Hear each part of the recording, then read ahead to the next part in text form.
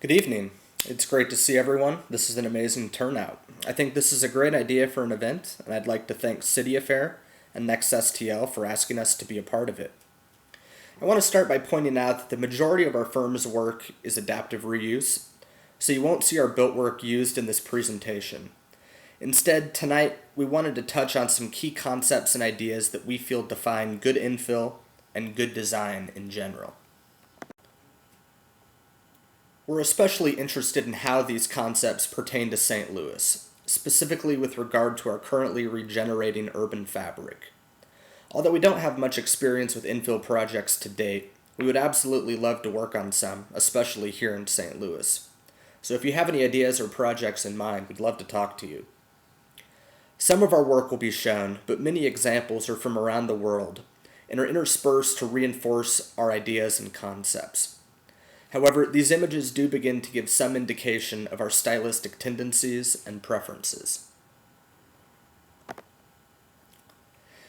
Good design emerges from its context. This is true of architecture in general, but especially true with infill projects, which are amplified by their given constraints. A building's design is a product of various forces and influences, both external and internal, both inherent to the site and self-imposed by a particular project. These forces can be summarized as both city and nature, simultaneously acting on the parcel, and the design process can be seen as a balancing of these various influences to create a building. Once you accept this premise, you realize that the conditions acting on each side of the building are never going to be the same. And therefore, a building should not be designed the same on all sides. Now, this seems obvious, but it's amazing how often it gets ignored. Buildings should not only respond to their context, but respect it. Now, this isn't a question of agreeing with the neighboring building's aesthetics, but rather simply agreeing to be influenced one way or another by them. Contrasting and blending can both be valid forms of respect if they're well executed. When a building does respond to its urban context, it does so by picking up cues from the surrounding built environment. The design reacts to the street wall, massing, heights, setbacks, to geometry, adjacent facades, color, views, rhythm, regulating lines, materials. You name it, one aspect of a building has the potential to influence its neighbor. For the natural environment, the design should take into consideration both macro and microclimates, and the building's orientation in relation to the sun and wind. This is more challenging for infill sites due to the various constraints, but this creates the potential for some really amazing architectural solutions. For example, once you decide that the design should allow daylight to reach deep into the building, it sets you down a certain path, where better designs emerge and something special and unique can happen. In addition to responding to its context, the design should actually enhance it, whether that be at the human scale or the street, neighborhood, or city scale, and hopefully all of them. This notion is represented by the abstract concept 1 + 1 = 3. The idea here is that the whole should be greater than the sum of its parts. That is, the relationship of two or more elements should make all of the elements better. Their styles and unique qualities should enhance each other. This is perhaps best brought about by contrast. If everything is the same, then nothing is special. Differences are what naturally make up cities as they evolve organically, and rather than running from this is something that should be strived for. The tension between architectural styles can be a good thing, as it creates a more interesting, vibrant city. We heard about the Union Station Major League Soccer Stadium concept and thought that it had some real potential. So as a design exercise, we wanted to explore how it might work. The buildings that you see are really nothing more than quick massing studies, designed through the lens of some of the concepts that we're talking about tonight. This theoretical plan consists of the stadium, tower, retail and residential infill, and also a tower on the Gateway Mall. We always start with the notion that individual buildings should do their part to improve the city, in whatever capacity possible. On a scale like downtown, this may be about the relationship of landmarks and larger buildings in addition to street life, while at the residential or neighborhood scale, it might be about making that block a little bit better. Either way, to create a great city, you need to be successful on both ends of the spectrum. We like the idea of having 3 professional sports stadiums along Clark Street and think it has a lot of potential. Although we did quickly study alternatives, we accepted the premise of the stadium's placement between Union Station and I-64. Not only would it reinforce an existing corridor that already has public transportation, but it creates something new in the process, the so-called greatest sports street in America.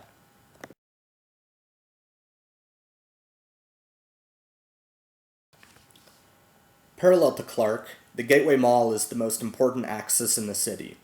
However, it remains unfinished at its western end, where it ends rather unceremoniously as a ramp to the interstate.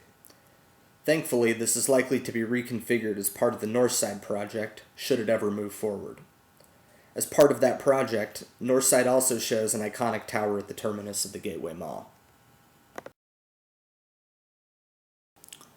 Our idea is that this tower gets lifted off the ground, and the Gateway Mall is then pulled underneath the building and up the western side of the tower.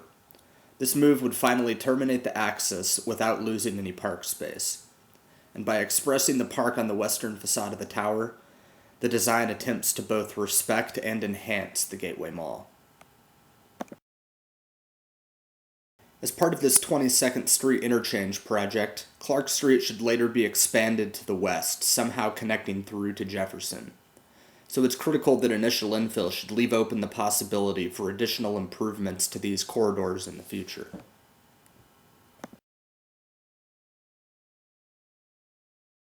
Views also play a key part in contextual design. Good infill at this scale should do its best to preserve existing views where they're important, while hopefully creating new iconic views. An example of not doing this is Gateway 1, which, as we know, has ruined the view down a portion of the Gateway Mall.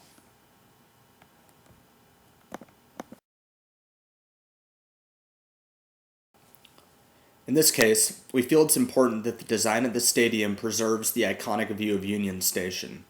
After all, that's how most people currently experience it. We're showing a sunken stadium with a concourse at grade, so Union Station flows directly into the stadium. This overlap has a lot of potential, and unfortunately, we don't have the time to get into that tonight. But to make this happen, seats get shifted from the south and north to the west, which maximizes the amount of people who are able to look towards the arch during the game. Here's an example of how a building's design can be informed by orientation and views. Views towards a building from other points in the city and from transportation routes matter, because this is how most people will experience any given building.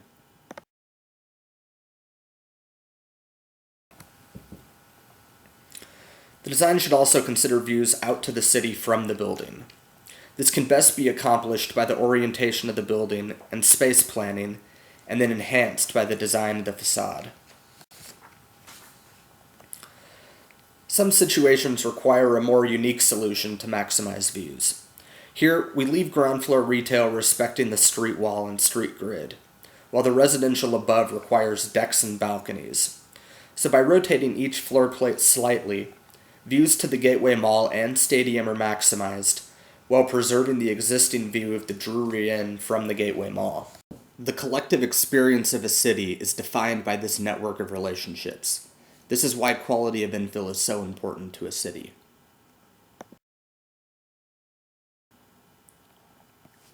Good infill must respect the street wall. In this case, we propose preserving some buildings, which the stadium can then fit around and over, giving a nuanced edge to the street wall. Although the idea is not refined in this massing model, it has the potential to create some really interesting and unique stadium experiences. Here's a diagram that begins to show these street walls. Note that the street wall can also be defined by elements other than buildings. In this case, the interstate gives a very hard edge to downtown.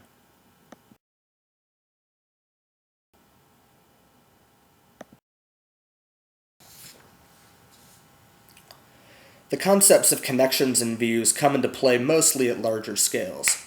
Yet infill happens at many scales, and most of us spend time in much smaller scale buildings like homes, businesses, and shops. So at this point, we're going to pivot to talk about the current direction of infill in St. Louis at the neighborhood level. Historic districts in St. Louis have been successful at restoring and preserving existing construction. There's no question about that. But they have largely been unable to create worthy, quality replacement of the lost portions of our urban fabric.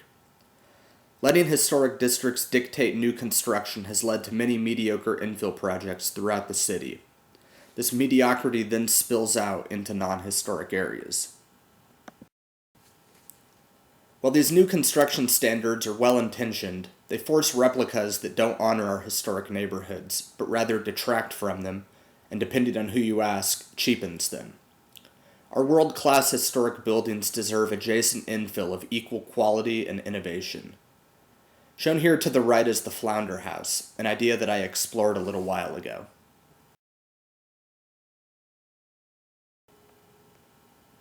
I won't get too far into this project, except to point out that a vibrant synergy is created when buildings of different eras share a street wall. They highlight each other's unique qualities, and if done properly, both are enhanced by the relationship.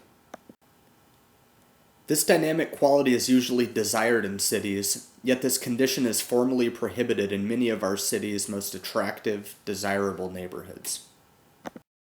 The problem is that new construction in a historic district almost always requires a model example, although this seems to be changing. This requirement is an unfortunate constraint, because as the saying goes, we don't build buildings like we used to. Gone are load-bearing masonry walls, inner wood-framed houses with brick veneer. So as a result of trying to mimic old forms without mimicking how the buildings are constructed, we're essentially mandating lower quality replicas that bring down the overall quality of our neighborhoods. In the long term, this type of infill is not in the best interest of our historic districts or the city. Historic districts are great places because they feel authentic. Their details spring from their own particular time and place. We should build infill with the same passion, the same attention to detail, and the same authenticity. Our descendants deserve to have great neighborhoods that also feel authentic.